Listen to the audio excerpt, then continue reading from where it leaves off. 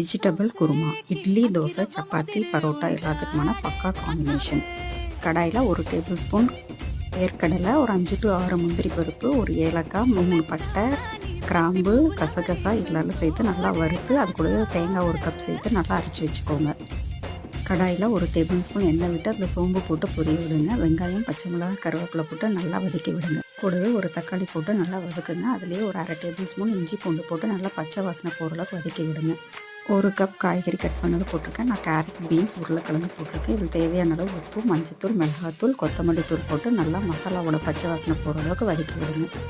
நல்லா சேர்ந்து மசாலாவோட கலந்து வரும்பொழுது இப்போ அரைச்சி வச்சுருக்க பேஸ்ட்டு சேர்த்து நல்லா தேவையான அளவு தண்ணி விட்டு நல்லா கலந்து விடுங்க. நல்லா கலந்து விட்டு இப்போ குக்கரை மூடி வச்சுட்டு 1 விசில் விட்டுடுங்க. விசில் போன அப்புறம் பார்த்திங்கன்னா நல்லா எண்ணெய் பிரிஞ்சு குருமா ரெடி ஆகிருக்கும். இதில் கட் பண்ணி வச்சுக்கிற புதினா இலை போட்டு நல்லா கலந்து பரிமாற வேண்டியதுதான். சூப்பரான குருமா